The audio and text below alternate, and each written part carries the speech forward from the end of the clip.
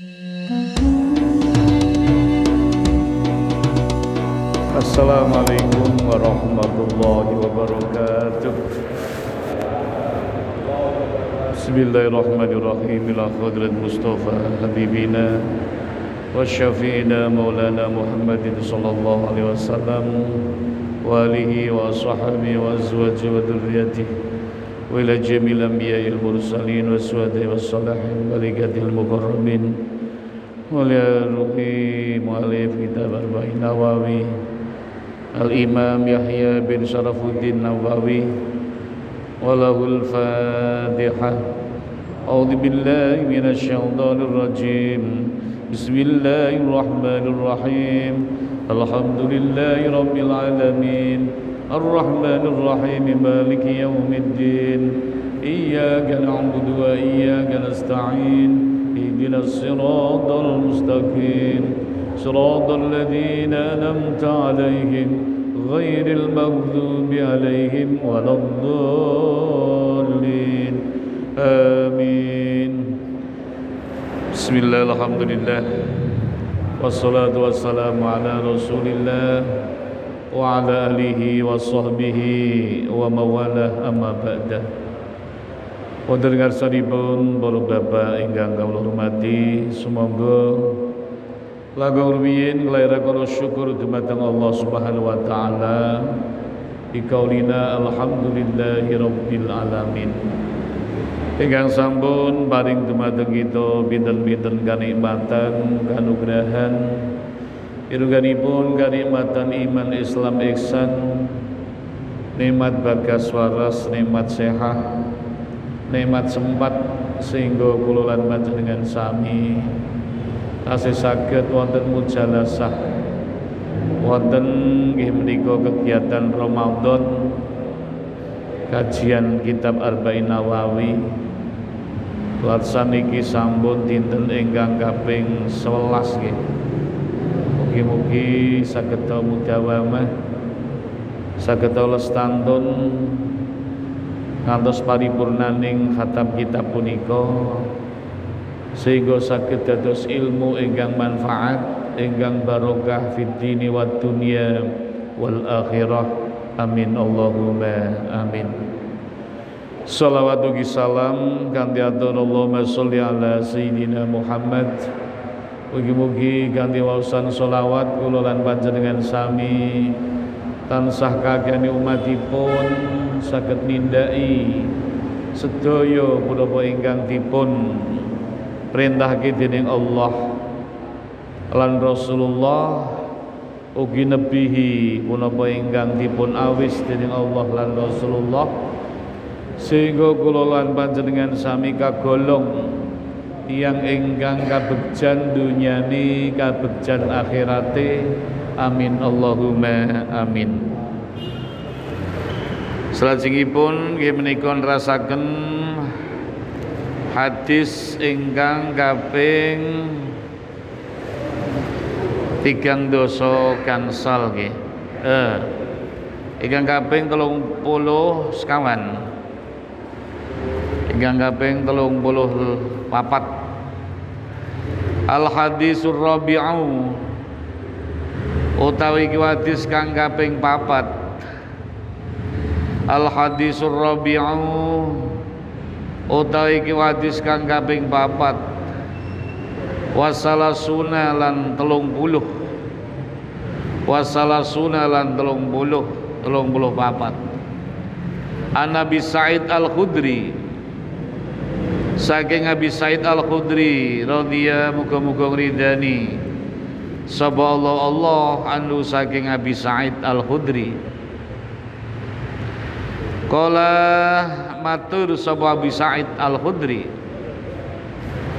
kala matur sapa Abu Sa'id Al-Khudri, sami'tu krungu sapa ingsun, sami'tu krungu sapa ingsun Rasulullah ing Kanjeng Nabi Muhammad sallallahu alaihi wasallam. Sami'tu krungu sapa ingsun Rasulullah ing Kanjeng Nabi Muhammad sallallahu alaihi wasallam yaqulu dawuh sapa Kanjeng Nabi Muhammad yaqulu khalih dawuh sapa Kanjeng Nabi Muhammad, man utai sapa wong ra'a weruh sapa man utai sapa wong ra'a weruh sapa man mingkum saking sira kabeh mungkaron ing perkara jember, mungkaron ing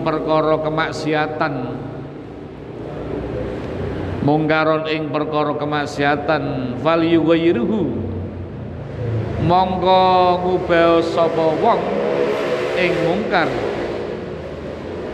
fal yughayyiruhu mongko ngubah sapa wong ing mungkar biyadihi kelawan tangane wong,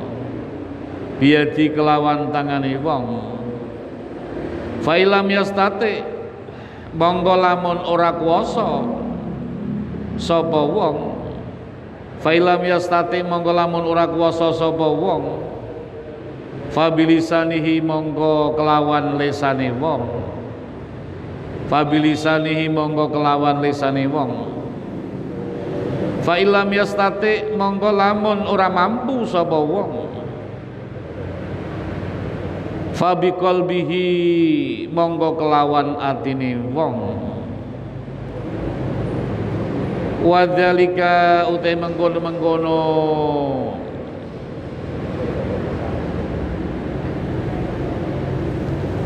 niku wau mungkar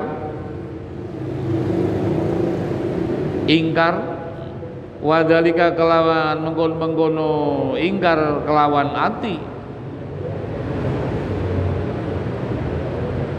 iku ad'aful iman saapes-apese iman,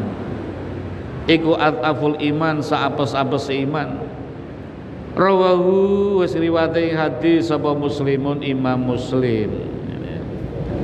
Jadi hadis ingkang kaping 34 niki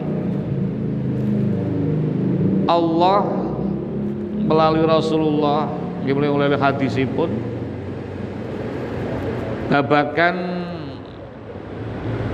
teknik cara menghadapi berbagai macam kemaksiatan atau kemungkaran, atau bagaimana sikap kita ketika kita melihat seseorang melakukan perbuatan yang dilarang oleh agama, yang dilarang oleh Rasulullah.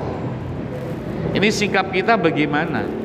Nah, menurut hadis ini, ketika kita melihat kemungkaran, melihat kemaksiatan, maka yang pertama, langkah pertama adalah kita merubahnya dengan tangan kita, biyadih. Tangan ini jangan diartikan kekerasan, tapi diartikan dengan kekuasaan, dengan kekuatan. Misalnya pemerintah dengan rakyatnya, orang tua dengan anaknya, kakak dengan adiknya. Nah, kalau misalnya ada rakyat yang melanggar hukum, maka ya biyadih, dengan kekuasaan, dengan powernya, dengan regulasi hukum yang ada. Jadi ada tingkatan-tingkatan. Atau misalnya orang tua dengan anak, kalau anaknya melanggar aturan, melanggar tuntunan agama Islam, atau melanggar norma-norma sosial, maka biyadih, dengan kekuatan orang tua itu. Atau kakak dengan adik, ini juga dengan kekuatan ya. Ataupun dengan apa itu, kadang mungkin juga dengan benar-benar tangani moro, biasa seperti itu. Tapi itu kecil. Biasanya dulu kan seperti itu.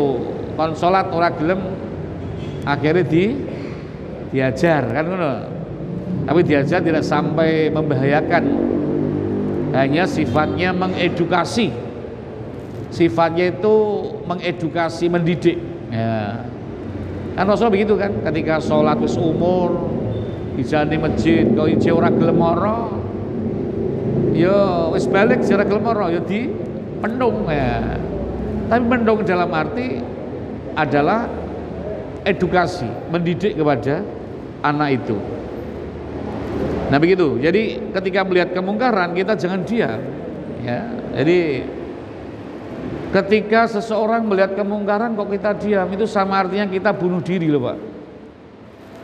Jadi kemungkaran di mana-mana itu ketika diam kita, maka sama artinya kita bunuh diri. Kemungkaran itu akan terjadi kapanpun dan dimanapun. Nah bagi penguasa dengan kekuasaannya tadi, kalau kiai mungkin dengan lesannya ya, bilisanihi, dengan lesan nasihat, pitutur luhur ini.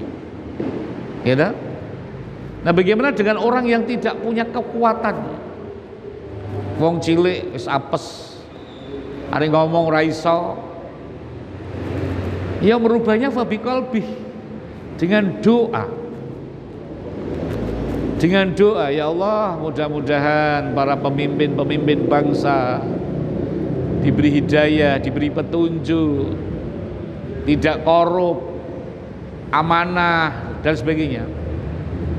Tapi itu adalah tingkatan yang paling lemah, tingkatan yang paling bawah. Yang paling fatal adalah ketika ada kemungkaran kita tidak berbuat apa-apa. Itu fatal. Toke baik, itu ora urusaku, itu gak urusan saya. Ada kemungkaran, ada kemaksiatan, itu gak urusan saya. Ini lemah banget imannya, atau imannya baru tergerus. Lawang dengan hati saja itu paling lemah imannya kok, apalagi sama sekali tidak memikirkan apa, cuek, masa bodoh, ora peduli. Itu urusannya Pak Yai, itu urusannya pemerintah, bukan begitu. Misal ada kemungkaran jenengan somatur be polisi, nelpon, ini informasi. Berarti kita termasuk orang yang merubah kemungkaran. Ketika ada kemungkaran kita diam, lama-lama akan menjadi suatu bumerang yang luar biasa. Diibaratkan seperti orang yang numpak kapal. Kapal itu penumpangnya ribuan penumpang. Tapi sing bolongi cuman 1-2 orang. Yang melubangi cuman 1 orang. Ana sing weruh meneng kabeh. Ora dilokke. Kira-kira nak kapale mau kelelep, sing kerem sing nglubangi tok apa kabeh sing penumpang kapal melu kelelep Pak kira-kira? Kabeh kelelep. Jadi ibarat dunia ini adalah kapal. Ketika ada yang maksiat kok kita diam saja, tidak dirubah, ditoke wae, sama artinya kita bunuh diri.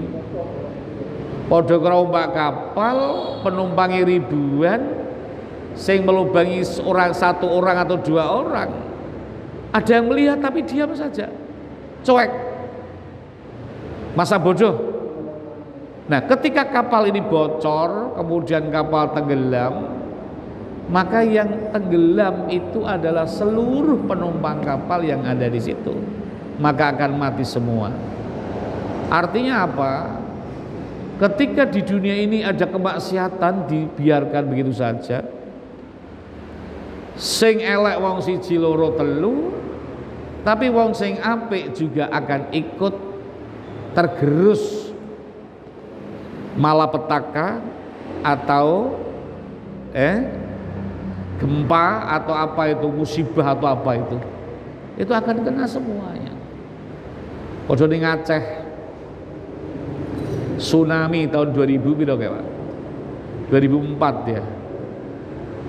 2004 tsunami ya. Nah, Aceh itu kan terkenal dengan ganjanya katanya. Dan terkenal dengan serambi Mekah Raben-ben. Nah, kalau di sana ada kemaksiatan kemudian digulung, yo bukan berarti terus Allah itu memilih kiai-kiai sewong ape-ape kowe lunga dhisik gen selamat, ora mungkin. Ya semuanya akan kena semua. Hanya saja mungkin bagi mereka yang iman itu nanti masuknya adalah masuk ujian. Seandainya mati pun mati syahid, gitu kan? Mungkin bagi mereka yang tidak beriman itu masuk kategori apa? Adab, gitu kan? Seorang beriman masuk kategori adab. Bagi yang beriman masuk kategori apa? Ujian atau cobaan, gitu loh. Matinya mati syahid, kan gitu. Jadi kena semuanya. Ya kon jenengane kira-kira dicokot nantang atau tertib misalnya semut sing nyokote panas sih. Sing nyokot siji loro. Kira-kira nasak war sampean goleki sing nyokot mau ndi ora? Sing nyokot aku mau ndi? Tak patenane semute kesuwen dilagar kabeh gitu kan. Dilagar kabeh akhirnya ini. Makanya ketika ada kemungkaran jangan kita diam, tapi kita harus rubah sesuai dengan kapasitas kita, sesuai dengan kemampuan kita. Kalau kita penguasa, maka dengan kekuasaan kita, dengan regulasi kita, ya. Kalau kita sebagai kiai dengan lisan kita, dengan nasihat kita. Jadi kiai itu juga bisa berikan nasihat kepada pemimpin. Jangan dikira terus kiai tidak punya apa-apa, tidak punya peran. Punya peran besar itu. Memberi keseimbangan ketika ulama itu berjalan di rel yang tidak benar. Itu ulama, terutama Majelis Ulama Indonesia, itu tidak hanya sebagai tangan kanan sekarang. Kalau dulu mungkin tangan kanan. Kalau sekarang fungsinya sudah berbeda. Karena saya selalu berkomunikasi dengan pemerintah, memberikan masukan-masukan. Gitu. Kalau memang kurang baik saya berikan masukan, pemerintah juga siap gitu loh. Bahkan setiap triwulan kadang itu ada forum komunikasi ulama umara, silaturahmi antara ulama umara, membicarakan tentang nasib umat dan sebagainya, mengevaluasi jalannya pemerintahan dan sebagainya. Jadi ini sangat baik gitu loh. Jadi kalau misalnya penguasa siapa yang menasihati Pak? Yang menasihati ya para ulama itu. Biilmil ulama. Ya, maaf nih, jadi dunia ini bisa bertahan, dunia dan agama, din wa dunia, ya, din itu agama, dunia itu adalah dunia ini, bisa tegak itu karena apa? Biilmil ulama, dengan ilmunya para ulama. Kalau ulama punya ilmu, kemudian yang punya pengetahuan agama, ketika pemerintahan salah, maka ulama punya peran untuk memberikan masukan. Jadi bukan sekarang wah ulama jadi apa kepanjang tangan di pemerintah, tidak. Kalau dulu iya, sekarang sudah tidak. Ada penyeimbang, presur gitu loh.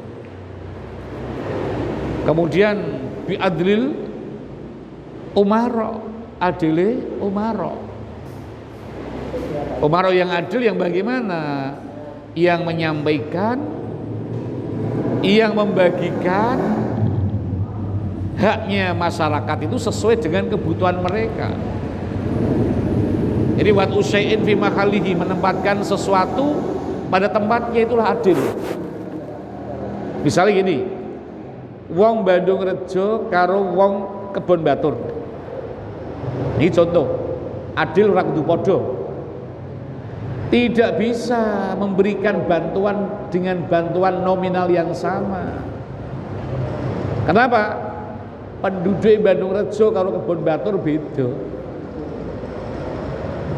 Artinya apa? Adil kuwi wat usyai'in fi mahallihi, menempatkan sesuatu pada tempatnya.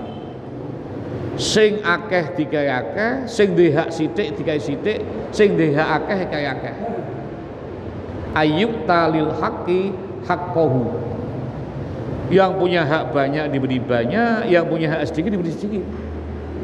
Justru kalau disamakan, Kebon Batur itu bantuan 1 miliar, Bandung Rejo ya 1 miliar, ini adil. Karena kebutuhannya berbeda, betul loh. Ono jenengan duwe anak loro, sing ji umur 5 tahun, sing ji umure 20 tahun. Nukoke sepatu ra mungkin padha to. Pasti berbeda nomere. Regane otomatis beda. Kan ngoten. Kebutuhannya pakaian berbeda. Kebutuhan keuangan juga berbeda. Nah dikai padha, wong tuane sing kelir. Ya kan? Maka keadilan itu adalah tidak harus sama. Tapi yang punya hak banyak diberi banyak, yang punya hak sedikit ya diberi sedikit. Nah kalau begitu dunya iki ana wong sugih, ana sing ora patek sugih, ana sing ra duwe. Iki keadilan Allah. Kan udah berarti kan. Nggih mboten? Ora sugih kabeh sapa sing gelem kerja? Ora ana sing gelem kerja. Maka itu keadilan Allah terletak pada perbedaan. Nah itu. Jadi maaf, dunia ini tegak, agama juga tegak, tetap jaya ketika dengan ilmu ulama, dengan adilnya umarok pemerintah, bidu'a il fuqara, doanya para fakir miskin, gitu. Dan juga apa Pak? Kira-kira, bisa khawatil agniya, lomane wong sugih. Dunia agama akan tetap jaya, ora bakal rusak dunia iki. Nah niku. Nah para mila saking menika salah satu diantaranya amar ma'ruf nahi mungkar itu harus ditegakkan. Banyak ayat yang memerintahkan agar kita beramar ma'ruf nahi mungkar melalui pengajian, melalui majelis taklim. Misalnya surat Ali Imran ayat 103. Wal takum minkum ummatun yad'una ilal khairi wa ya'muruna bil ma'rufi wa yanhauna 'anil munkar wa ulaika humul muflihun. Nah niku salah satu diantaranya. Hendaklah diantara kamu ada segolongan umat yang beramar ma'ruf nahi anil mungkar.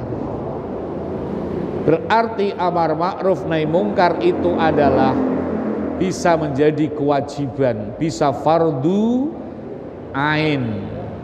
Nak ora ono blas repot iku. Dosa kabeh. Masuk fardu kifayah ada yang mengatakan. Nak sak Bandung Rejo kok ora ono sing amar ma'ruf nahi mungkar, ora ono pengajian, berarti sak Bandung Rejo dosa kabeh. Tapi lebih condong amar ma'ruf nahi mungkar itu adalah fardu ain. Kenapa? Setiap individu ketika melihat kemungkaran harus berani untuk merubah, harus berani untuk melarang, ngiliki. Tinggal bagaimana cara ngiliki awake dhewe. Aja ning ngarepe wong akeh. Syukur didulani, diomongi sing apik. Aja ning ngarepe wong akeh. Narung akeh kadang-kadang malah dadi musuh.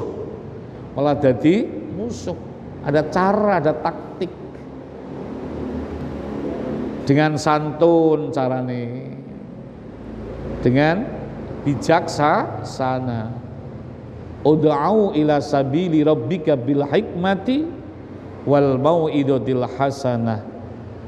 Itu diku. Jadi dengan bijaksana dengan maido hasanah. Aja malah wajadilhum billati, ya.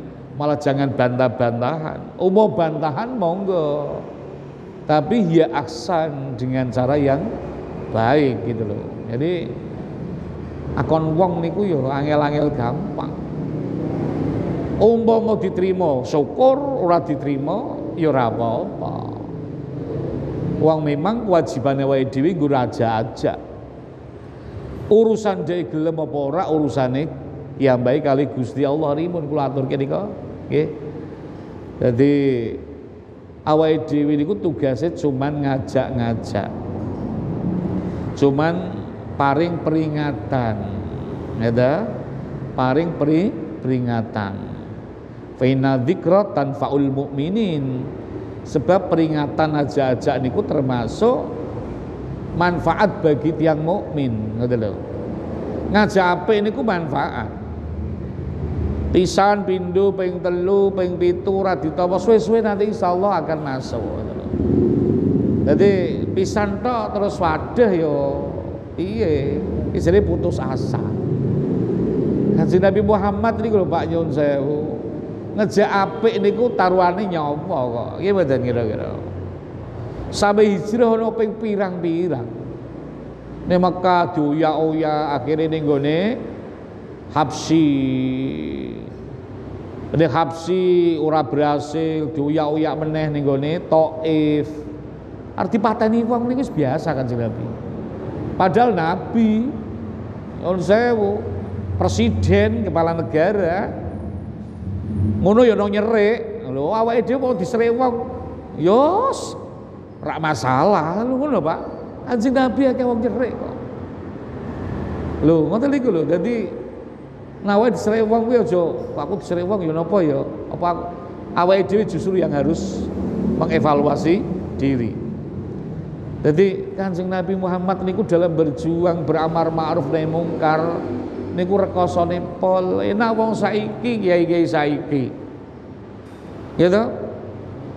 Ceramah diterke, ditutke bangser, gitu. Panas dipayungi, udan dipayungi. Gitu. Balik di amplopi digawani berkat, penak niku. Dilindungi. Lah biyen sapa sing gaji Kanjeng Nabi? Lemenut wis bejo kok niku kok. Ya ta? Bar ning gone Habsyi ning Thaif ya dilempari batu, ora digubris. Sampai malaikat Jibril, ya Rasul. Pripun kaum Thaif kita patenene kabeh, kula ora mentolo jenengan kok disiksa. Dipelihara karo wong Thaif, didolimi karo wong Thaif. Kanjeng Nabi pripun jawabe? Aja malah didongakno, Pak. Allahumma hdi qaumi fa innahum la ya'lamun. Malah didongakno, ya Allah. Berilah mereka petunjuk. Kenapa mereka balangi aku, mendolimi saya? Karena mereka nggak tahu. Kalau tahu mereka nggak mungkin balangi saya, melempari batu saya. Lalu niku Rasulullah. Terakhir niku hijrah ten pundi? Yasrib dan Madinah. Tantangannya Masya Allah luar biasa niku.